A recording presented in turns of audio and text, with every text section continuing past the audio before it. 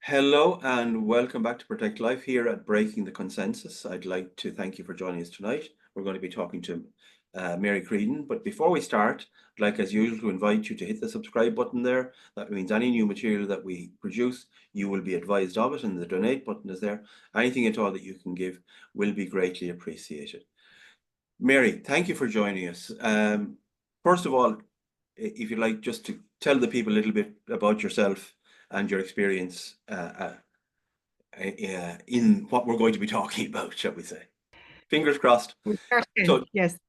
just have it just a bit of it about yourself and what you have been doing Yeah. with this material up to now. And Yeah. Well, I tell you, I'm a teacher of over 30 years, and my main subject will be business and geography. And I started to get into SPHE back in my old school in around maybe 2009, 2010.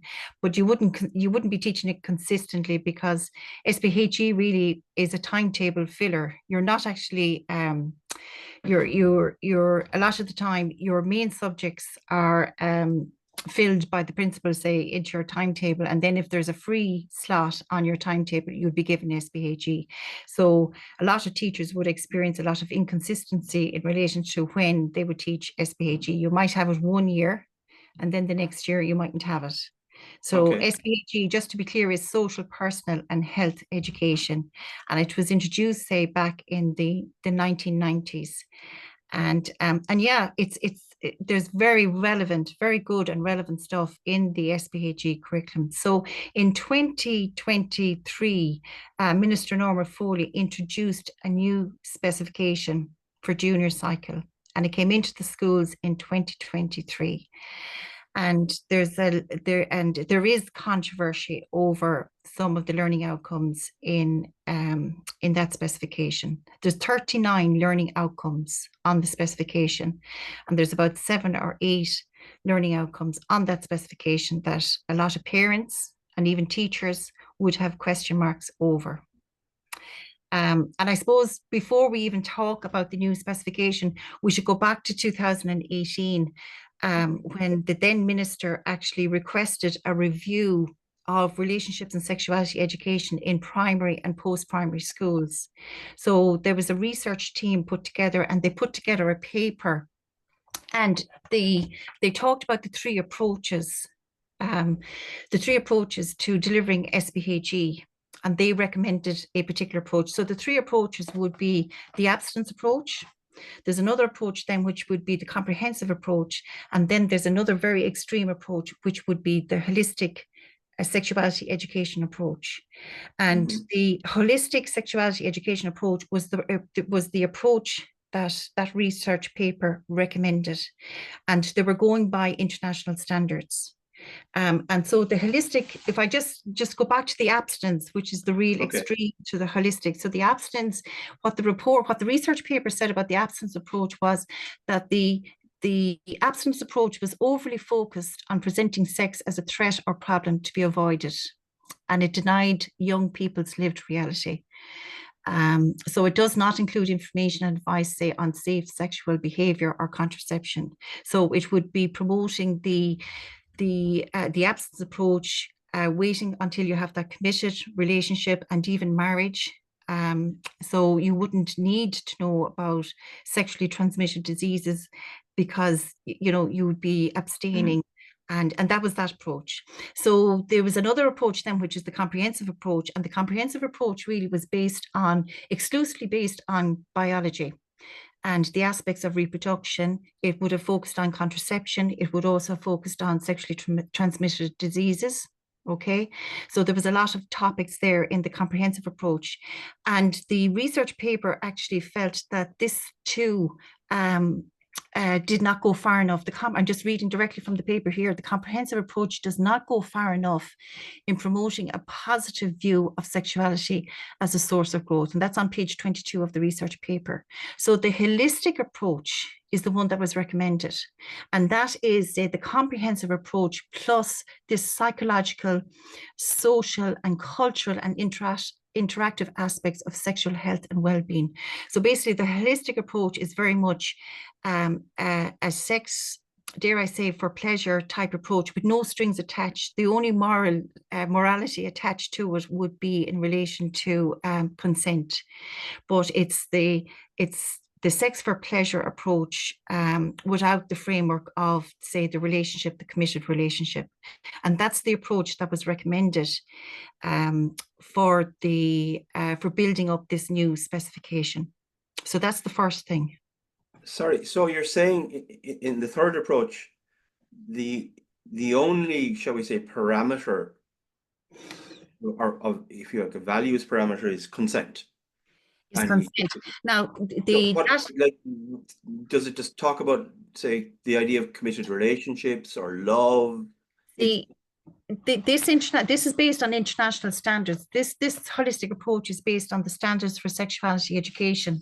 So the standards for sexuality education basically is devised from this World Health Organization document, where it goes from different age categories, from 0 to 4, 4 to 6, 6 to 9, 9 to 12, 12 to 15, and so on, and talks about the skills, the attitudes, and the knowledge that children should have at different stages.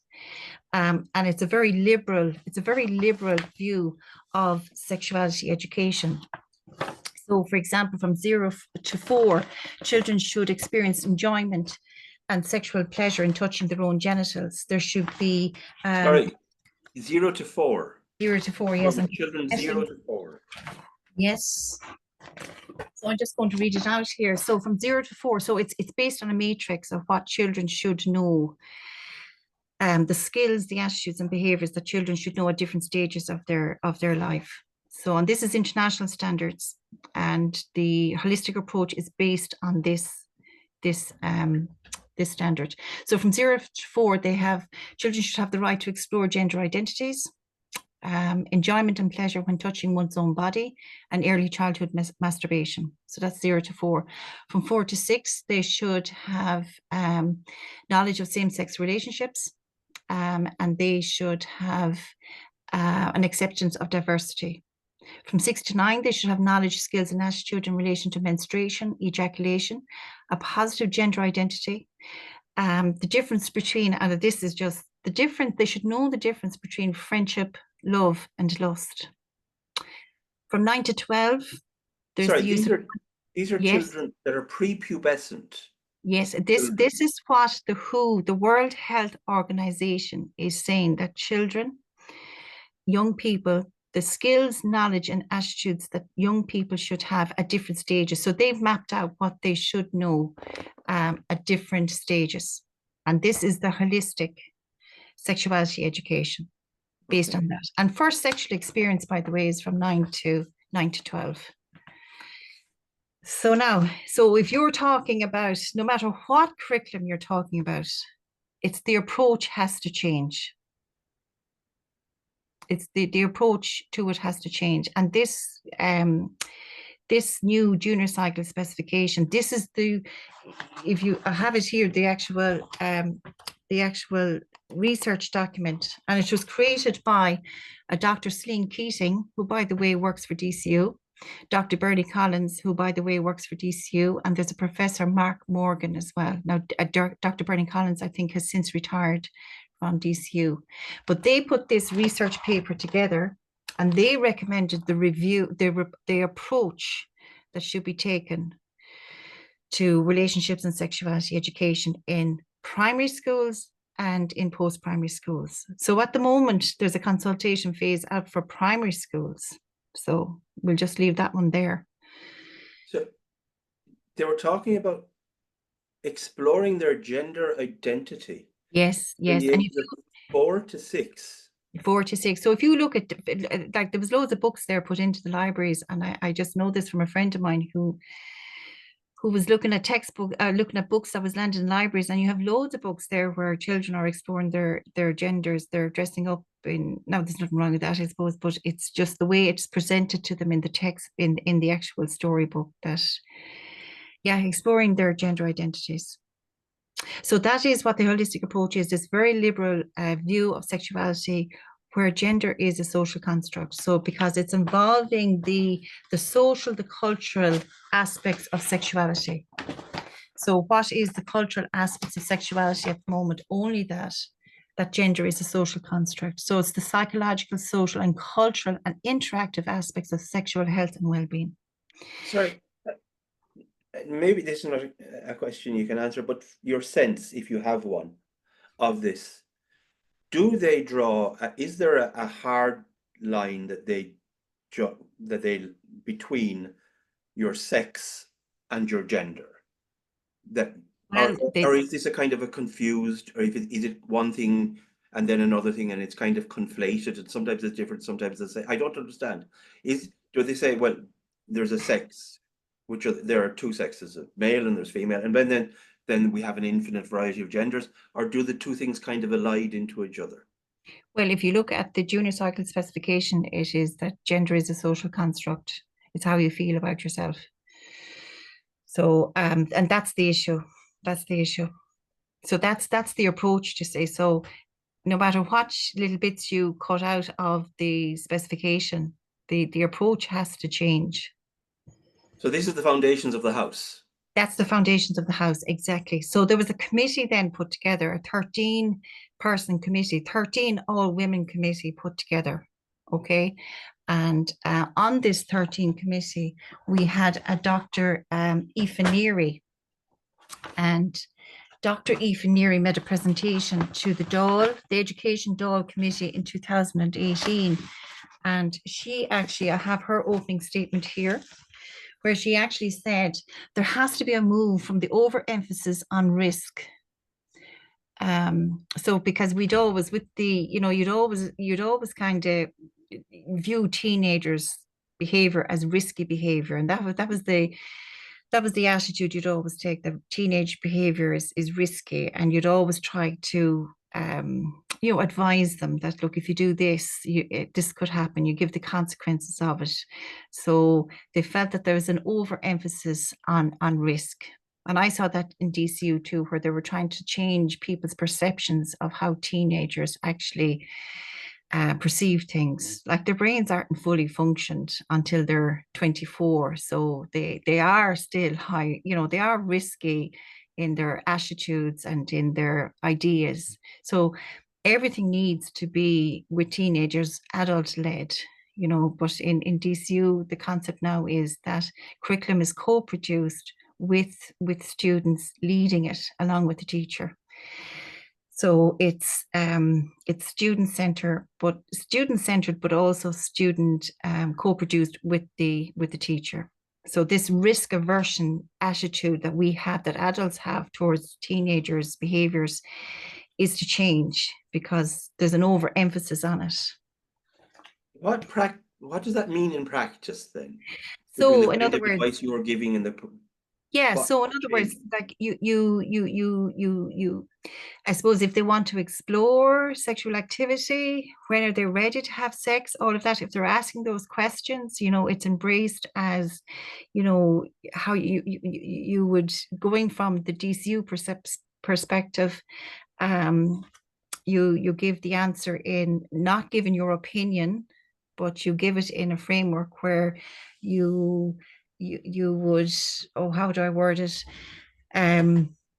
Whenever you're ready, whenever, so it's just giving the information without shame or guilt. That's the word I was looking for, without any shame or guilt. You just, so that's the basis, that's the foundations of the course. So Dr. Aoife Neary, anyway, just to go back to her, now she had a huge influence on the actual NCCA curriculum body, because she also said that that was her second point, that she proposed that children and young people are more heavily involved in the co-construction of RSE, and that's a huge change, that children are involved in the co-construction of relationships and sexuality education, and it's their right to have this education.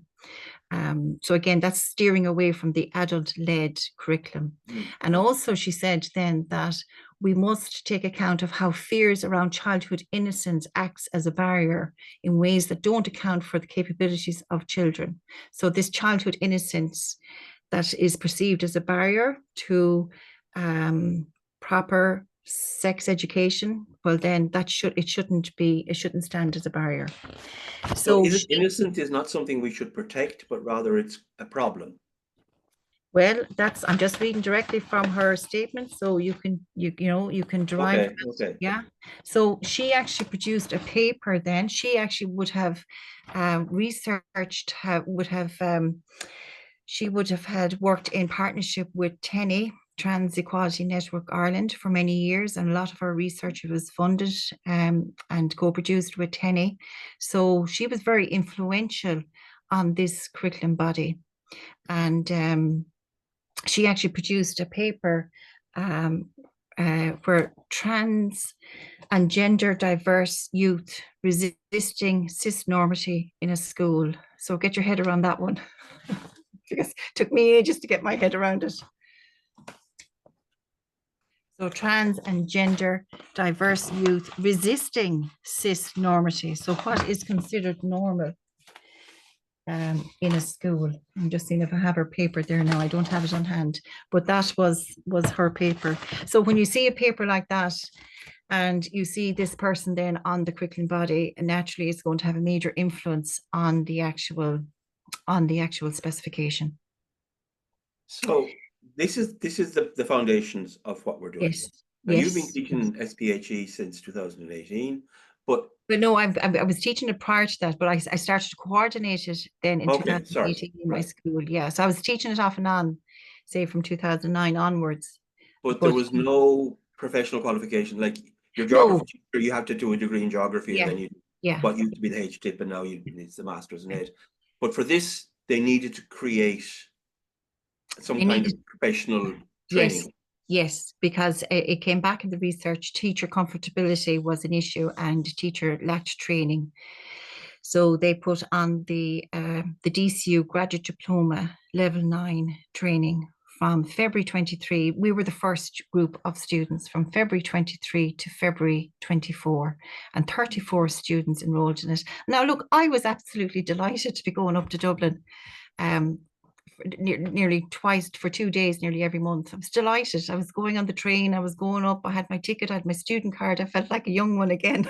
I was absolutely delighted, and there was a great celebration, great fun, and we were meeting new people, and it was new, just a new experience. And I was so enjoying it, and in the first, from February to say May, we were just doing a lot of theory. We were looking at teacher identity, and we were looking at adolescents and youth. And that's where the theories in relation to youth, the perception of youth as being risk takers was being changed. And also the teacher identity one. So I actually enjoyed all that theory, I really enjoyed it. But then when we came back in September, we were looking at this curriculum pedagogical approaches. Now, pedagogical approach, I even had to look up that word myself. Pedagogical approach means how you actually teach something, how you teach it.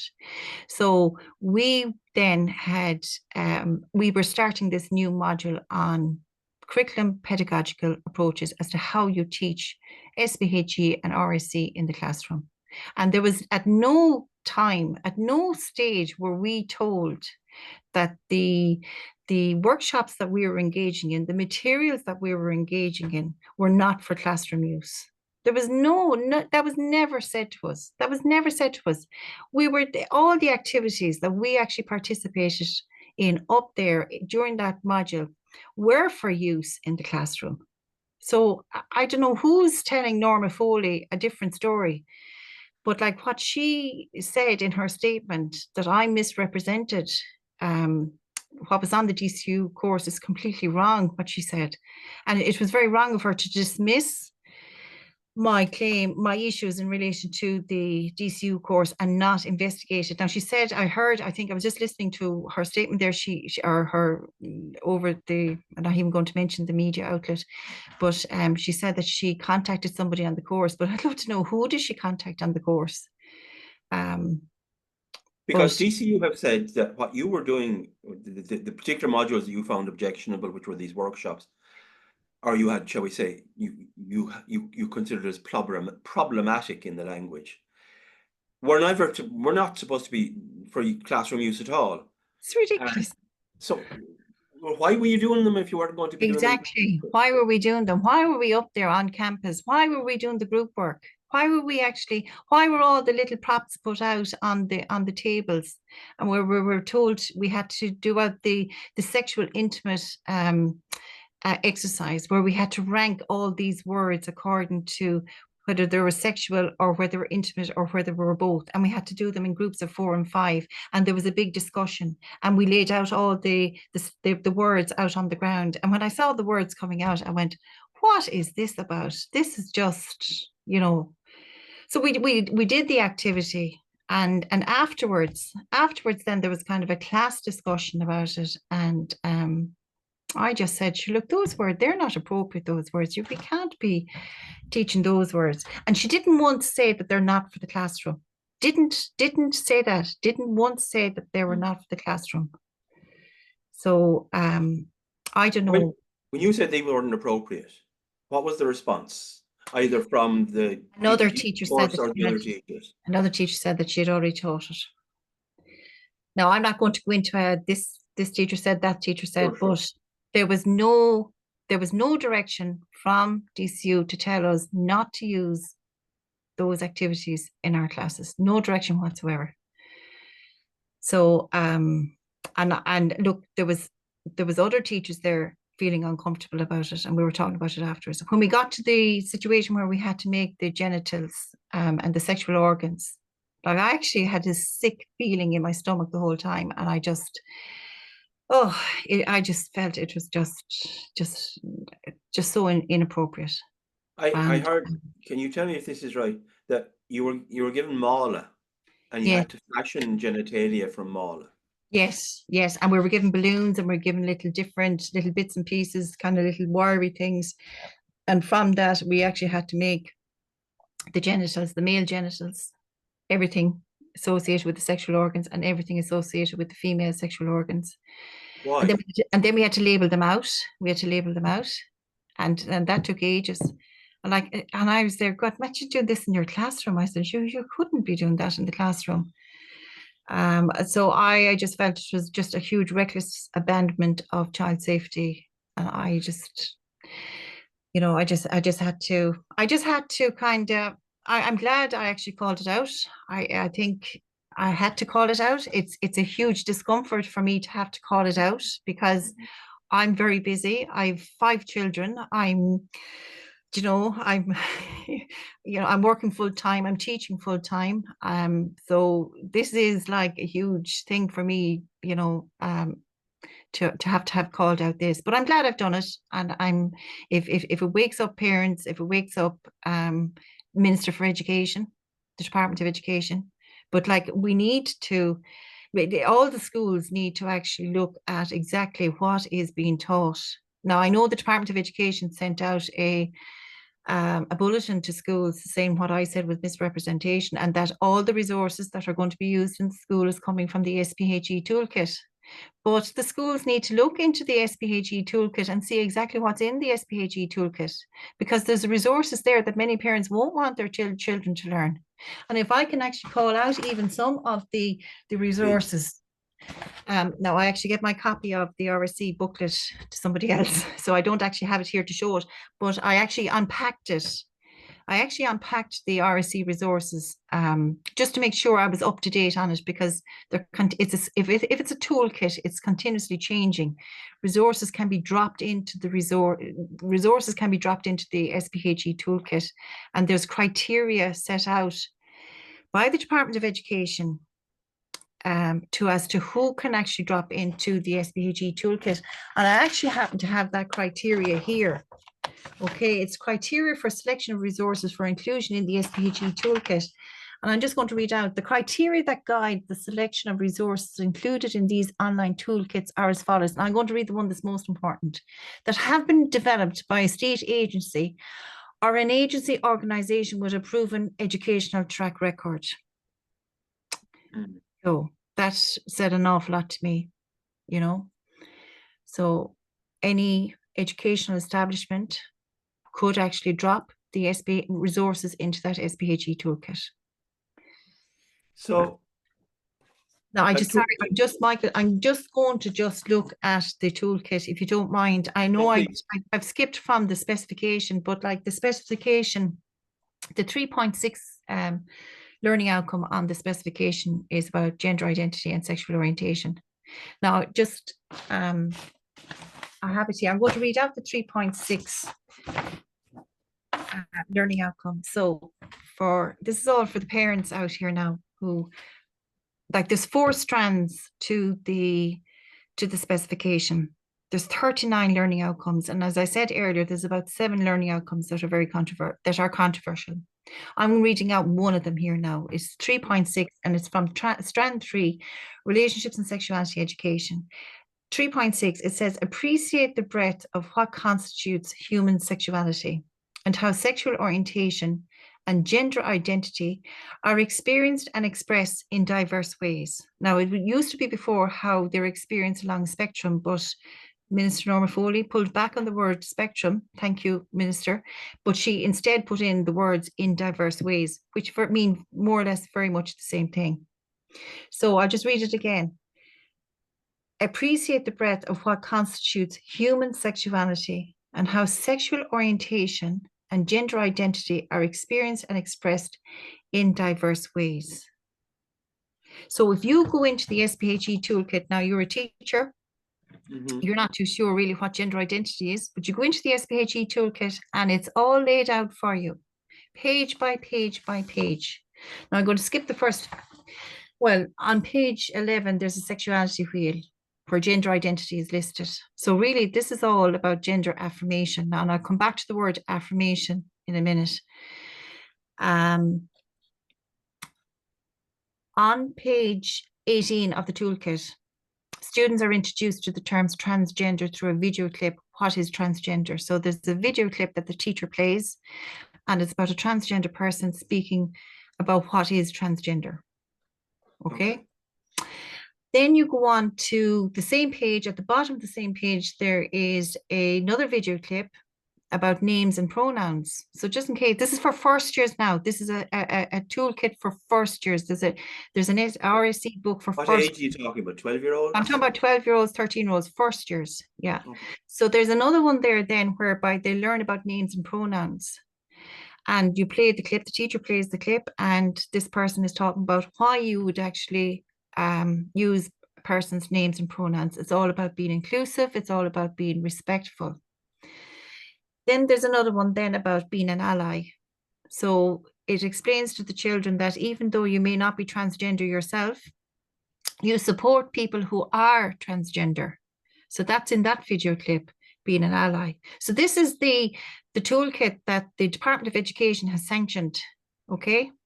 So then you go on then to, you get a gender, the students on page 20 of this resource book, students are given a gender word list, which includes definitions of gender identity, just to make sure that they know it and they have it written properly, that it's there in front of them and properly. Gender expression, transgender, cisgender, and gender non-binary. Okay, so they get a definition of all of those words, and those words are on page 20 for the teacher to photocopy and to give one of those sheets out to all of her students. This is not a textbook now, this is the SPHE toolkit that the Department of Education has sanctioned, and that went into the letter that the department sent out to schools to give to parents to say, we're only using resources from the SPHE toolkit. This is in this toolkit.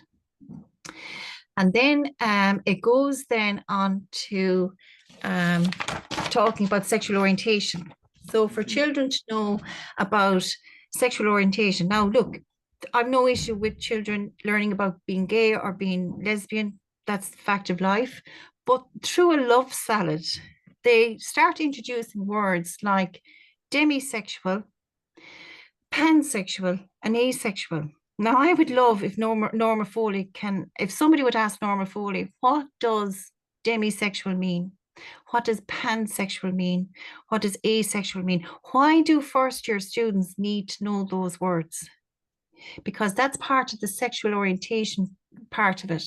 So not only will they learn what gay and lesbian is, as I said, no problem with that, but through a love salad. Now it's an avocado, a cucumber, I think there's a tomato there, I think there's a celery there, And through the different vegetables or whatever in the love salad, they explain out asexuality, demisexual, pansexuality. Now, for a first year to get that information, I think is just crazy. And that's dealing with learning outcome 3.6.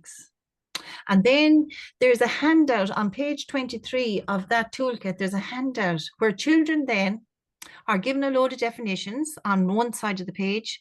And then at the top of that page, there's a load of words such as bisexual, pansexual, all those words again, heteronormativity, and they have to match the word with the proper definition. And then on page 24, they're introduced to a video clip about coming out. So if you're coming out as gay, so that's just there as well. So 12-year-olds are being taught about heteronormativity, which is a word straight from the handbook of critical pedagogy and critical feminism. Heteronormativity for 12-year-olds. Yeah. And also drag queen and cross-dresser is also on that word sheet. So this is for first year. So this is the resource that the Department of Education is telling parents that the schools are using. So if I was a parent and if I got that, and if I knew that all this information was in that toolkit, and now it is, and I only unpacked this because I'm always unpacking it just in case it changes, because the way they change, because there was another video there showing different sexualities that's now gone. So this is what's there at present. No. I would be very worried. Like they're really kind of, what is it? It's socially engineering. And I'm not finished yet with 3.6 because there's guidance document given to us by the Department of Education as to how you teach 3.6.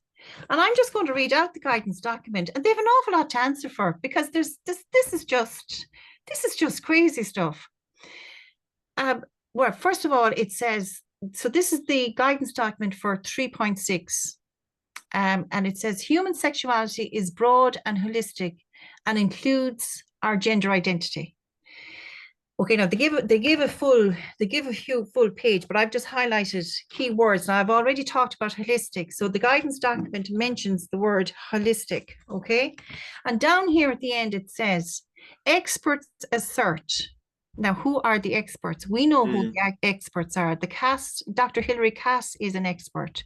Stella O'Malley is an expert, but they're not referring to these experts. I don't know what experts they're talking about, but they say experts assert that all young people need to be given the opportunity and space to develop their unique identities in environments of support and affirmation.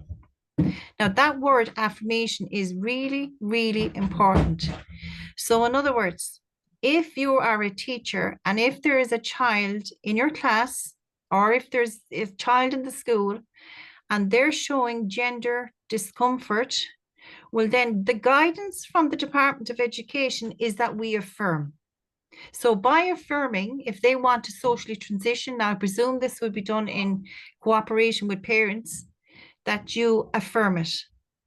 Now, that is not the correct guidance to be given, because I've heard Stella O'Malley, and she spoke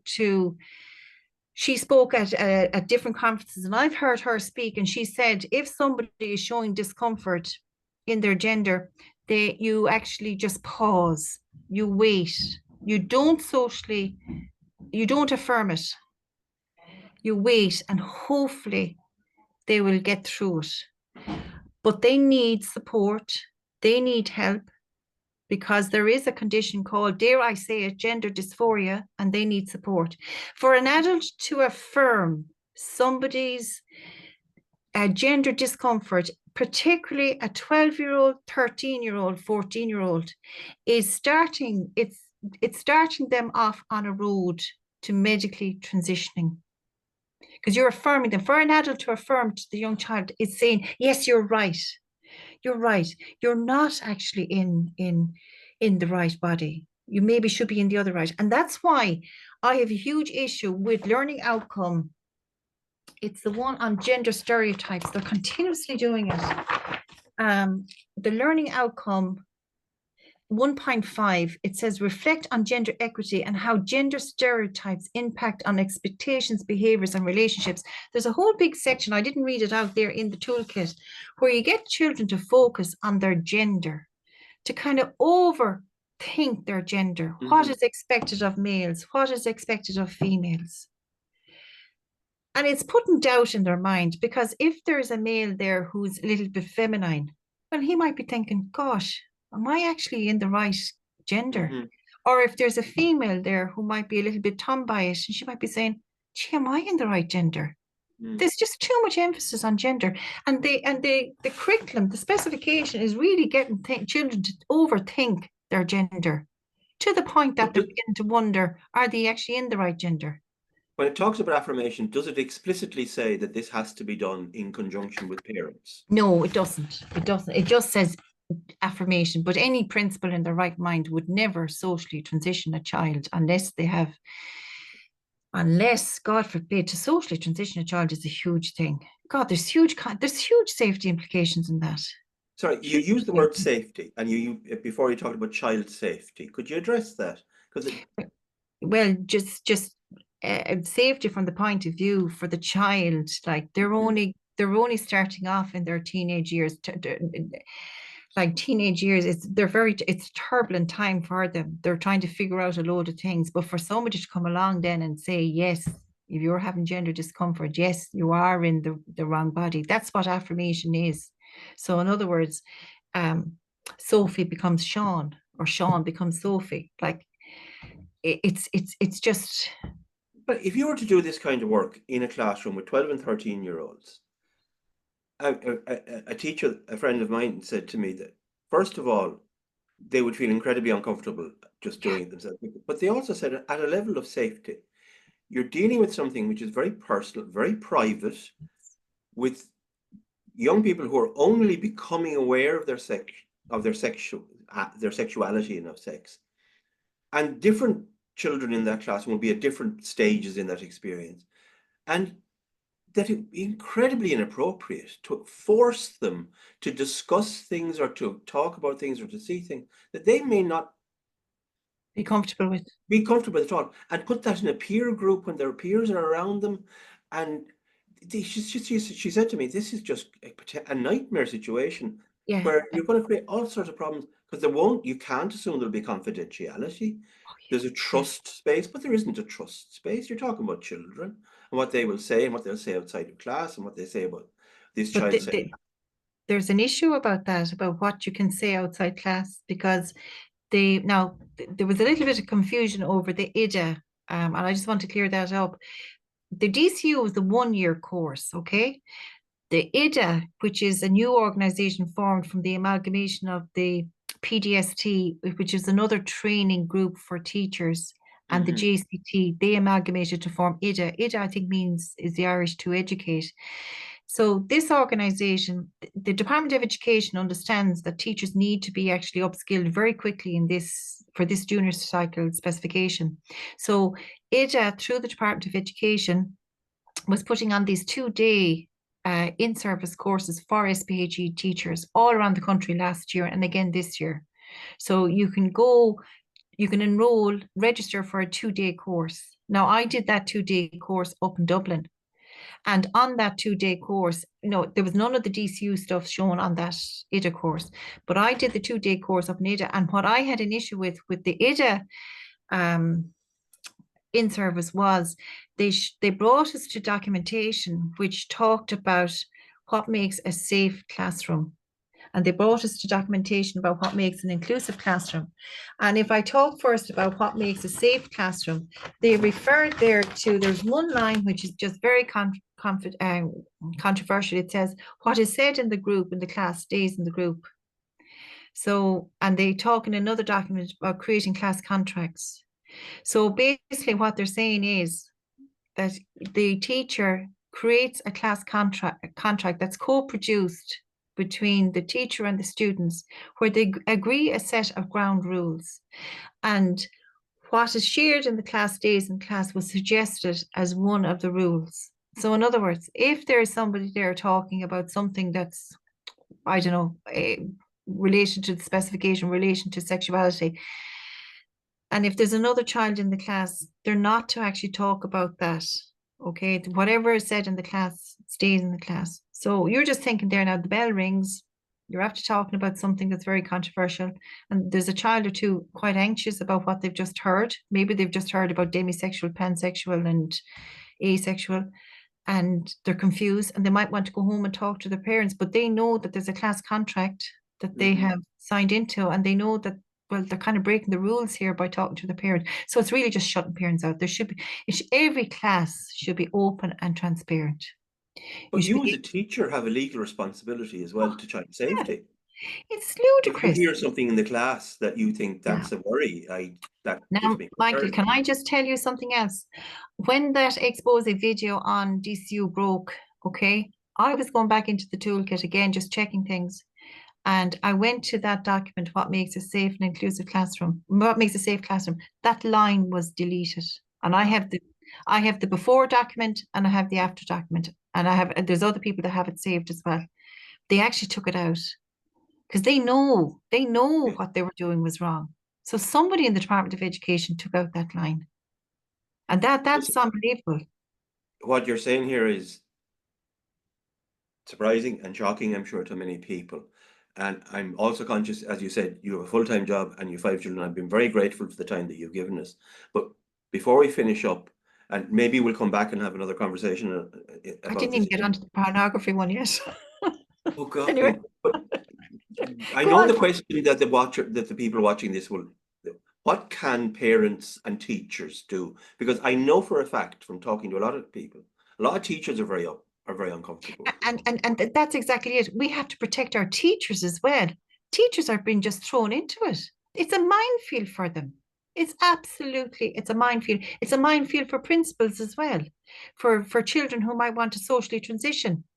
What do they do? Where's the guidance from the Department of Education? Where is actually you do X? Where are the experts? There was an expert, Dr. Hilary Cass. They're ignoring her report. And would you believe Dr. Paul Moran, his opinion on the Cass report said that there's too many gender affirmation resources being sent to schools because there isn't one video in the SPHE toolkit that talks about the heartbreak, about the detransitioners who want to change back.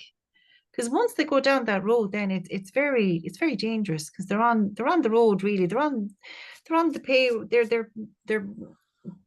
They're financing the pharmaceutical company really. Because Well, one of the things that Cass talks about, but in the Kira Bell case, I thought one of the things that was very interesting was after they said first the social transitioning, then there's puberty blockers, and the Kira Bell case in the High Court in England said that we should not consider two separate things between puberty blockers and cross-sex hormones, because in 99% of cases, if you started on one, you ended up on the other. So it was a path of medicalization. So you're a parent, and there'll be parents listening to this and going, well, what do I do? So I'm not saying that you'll have the answer, but can you give the beginning? Well, I would think the first thing you do is you need to just go to the school and you need to talk to them and you need to say exactly like, what are you teaching? Now, to be honest with you, I don't even know if the principals know exactly what's in that SPHE toolkit, because the principals were sending out that letter to the parents that we were only following the resources that are in the SPHE toolkit. We don't have any of the textbooks. I didn't even go near the textbooks because Norma Foley keeps saying she hasn't sanctioned the textbooks. So there's no point in talking and looking at textbooks. A lot of schools now are actually not using textbooks because you've a lot of stuff in some of the books. And just to say in relation to one of the textbooks, the author of one of them, I don't know if I should say her name out over it, was actually a member of the DCU graduate diploma course.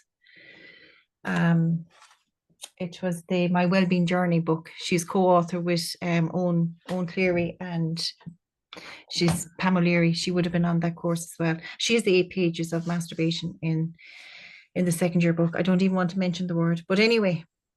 So I think you said you hadn't talked about the pornography element of it. Just if we could finish on that without obviously becoming excessively graphic, although we are all adults, but not necessarily for. Yeah.